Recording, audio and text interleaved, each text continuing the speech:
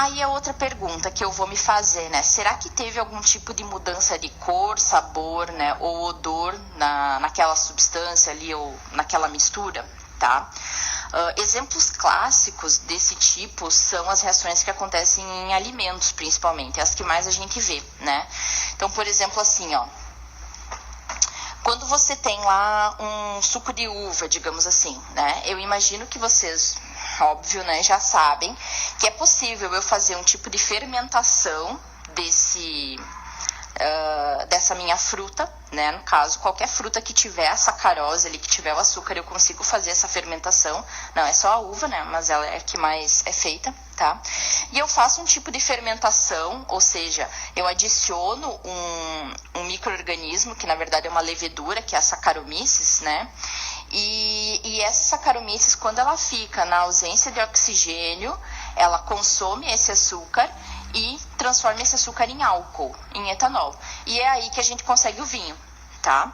Então aqui eu estou exemplificando para vocês só o que acontece lá, né? Como que a levedura ela vai fazer, no caso, essa transformação, tá?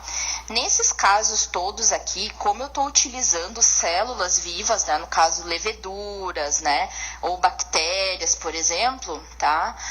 A gente geralmente fala que a transformação é bioquímica. É uma transformação química, mas o bio a gente coloca porque é um organismo vivo, né? Então, uma reação biológica, digamos assim, tá? Desse vinho aqui, todo mundo também já sabe que eu posso originar o vinagre, né? Então, claro, se eu deixar na geladeira, vai sofrer oxidação e pode gerar esse vinagre, mas não vai ser de boa qualidade. E aqueles que a gente compra no mercado, né? Geralmente eles colocam, então, uma cultura também, né? De uma bactéria que é uma Acetobacter, tá?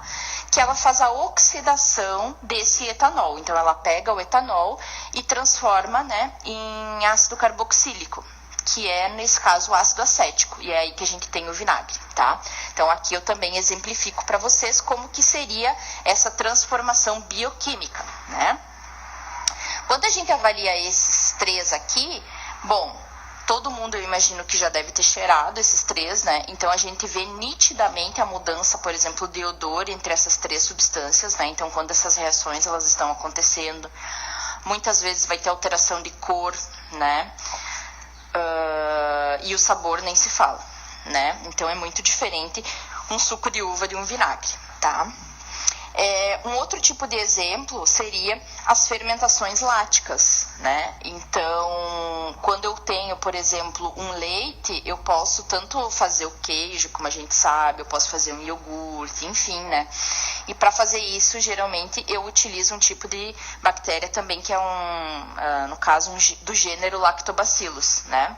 Então, essas bactérias, elas também, né? Elas vão consumir a minha lactose, nesse caso, que é o açúcar do leite, tá? E aí vão estar originando o que a gente chama de ácido lático. Por isso que, às vezes, por exemplo, o iogurte, às vezes, é um pouquinho ácidozinho, né? Porque aí eu transformei em ácido lático, tá? Quando a gente observa o leite em comparação ao iogurte, né? Mesmo que seja um iogurte, né, não saborizado, digamos, um iogurte natural, nitidamente você também vai observar, né, que houve uma mudança aí de sabor, né, de aroma, enfim, né? Então, essas transformações bioquímicas seriam exemplos, né, interessantes dessa questão da mudança, né, de cor, sabor e odor nas substâncias, tá? O que mais que eu tenho aqui? Olha só. Posso observar também, né, essa mudança de cor, por exemplo, em outros tipos de reações. Vamos supor a reação de oxidação. Então, quando a gente tem lá, né, por exemplo, a oxidação dos metais, né, a gente conhece muito, né, no caso, a oxidação do ferro, que a gente vê nitidamente a formação do que a gente chama lá de ferrugem, né? Então, nitidamente, eu tenho aqui o ferro antes e o ferro depois, né? É nítido mesmo que houve uma transformação química, né? Porque eu mudei totalmente a coloração, o aspecto, enfim, desse meu material, tá? Então, só de observar, eu já sei que aconteceu uma transformação química, né? Aqui eu só coloco para vocês como que seria, né, essa reação principal, tá? dessa oxidação, digamos assim, do ferro, tá? Então, eu tenho ferro sólido, ele vai reagir com o oxigênio do ar, vai reagir com moléculas de água também e vai formar uma base que é o hidróxido de ferro, tá?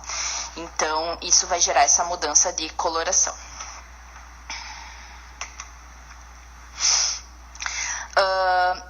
Para vocês verem alguns experimentos referentes a essa aula 4, tá? Eu coloquei 4 vídeos complementares lá, vocês podem dar uma olhadinha. Então, o primeiro é referente a essa reação de oxidação e redução de outros componentes além do ferro, tá? Então, deem uma olhadinha lá nos experimentos que é bem legal.